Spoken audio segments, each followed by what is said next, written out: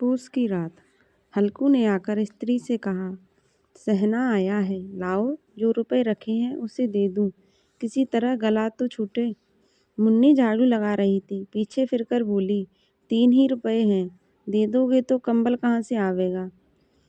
माघ पूस की रात हार में कैसे कटेगी, उससे कह दो फसल पर दे देंगे, अभी नहीं। हल्कू एक क्षण अनिश्चित दशा में खड़ा रहा।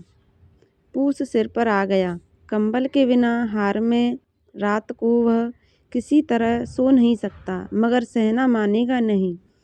घुड़कियाँ जमावेगा, गालियाँ देगा, बला से जाड़ों में मरेंगे, बला तो सिर से टल जाएगी। यह सोचता हुआ वह अपना भारी भरकम ढील लिए हुए जो उसके नाम से झूठा सिद्ध करता था, स्त्री के समीप आ गया और खुशामद करके बोला, दे दे, गला तो छूटे, कंबल के लिए कोई दूसरा उपाय सोचूंगा।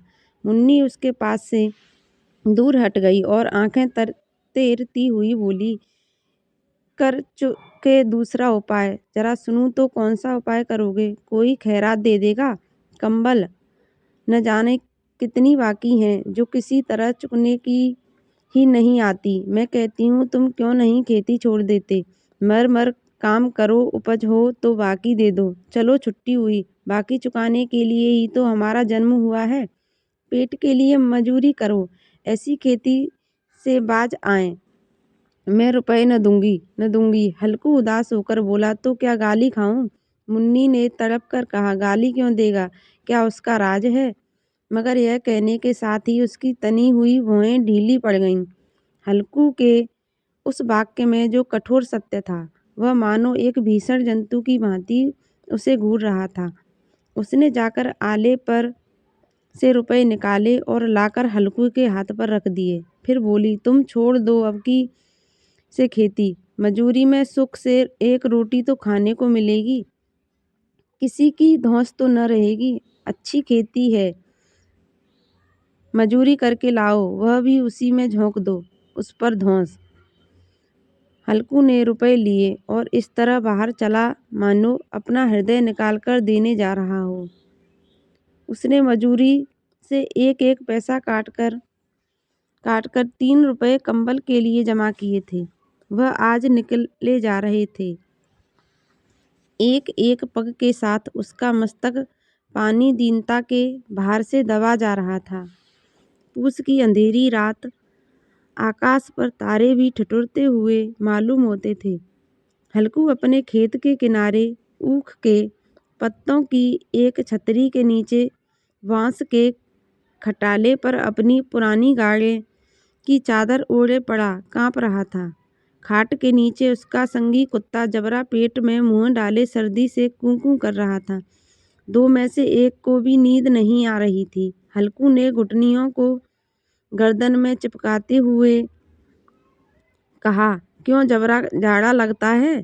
कहता तो था घर में पुआल पर लेट रहे हैं, तो यहाँ क्या लेने आए थे। अब खाओ, ठंड में क्या करूं। जानते थे मैं यहाँ हलवा पूरी खाने आ रहा हूँ। दौड़े दौड़े आगे आगे चले आए। अब रो नानी के नाम को। जबरा ने पड़े पड़े दुम हिलाई और अपनी कूकू को दीर्घ बनाता हुआ कहा, कल से मत आना मेरे साथ, नहीं तो ठंडे हो जाओगे। ये रीह रांड पछुआ न जाने कहाँ से बर्फ लिए आ रही है। उठूं फिर एक चिलम भरूं, किसी तरह रात तो कटे। 8 चिलम तो पी चुका। यह खेती का मजा है। और एक भगवान ऐसे पड़े हैं जिनके पास जाड़ा आए तो गर्मी से घबराकर भागे। मोटे मोटे गर्दे हिलाफ कंबल मजाल हैं, जाड़े का गुजर हो जाए। तकदीर की खूबी, मजूरी हम करें, मजा दूसरे लूटें। हल्कू उठा, गड्ढे में से जरा सी आग निकालकर चिलम भरी। जबरा भी उठ बैठा। हल्कू ने चिलम पीते हुए कहा, पिएगा चिलम, जाड़ा तो क्या जाता है, हाँ जरा मन बदल जाता है। जबरा ने उसके मुंह की ओर प्रेम से छलकता हुई आंखों से देखा। हल्कू, आज और जाड़ा खा ले, कल मैं यहाँ पुआल बिछा दूंगा, उसी में घुसकर बैठना, तब जाड़ा न लगेगा। जबरा ने अपने पंजों उसकी घुटनियों पर रख दिए और उसके मुंह के पास अपना मुंह ले गया। हल्कू को उसकी गर्म सांस लगी। चिलम पीकर हल्कू फिर लेटा और निश्चय करके लेटा कि चाहे कुछ हो, अब की सो जाऊंगा। पर एक ही क्षण में उसके हृदय में कंपन होने लगा। कभी इस करवट लेटता, कभी उस करवट पर। जाड़ा किसी पिशाच की भांति उसकी छाती को दबाए हुए था।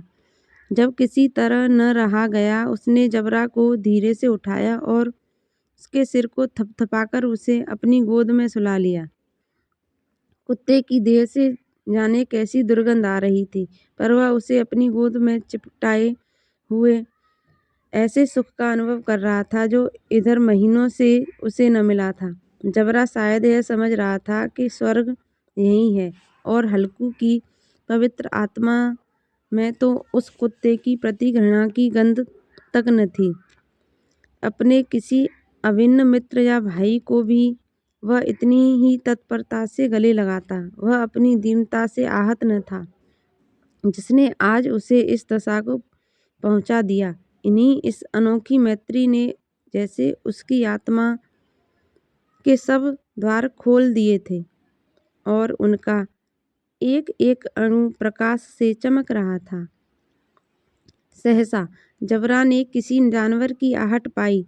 इस विशेष आत्मीयता ने उसमें एक नई स्फूर्ति पैदा कर रही थी और हवा के ठंडे झोंकों को तुच्छ समझती थी। वह झपट कर उठा और छपरी से बाहर आकर भूंकने लगा।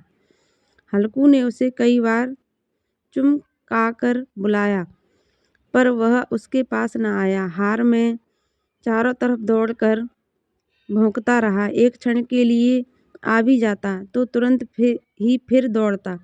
कर्तव्य उसके हृदय में अरमान की भांति ही उछल रहा था। अगली कहानी का पाठ जरूर सुनें।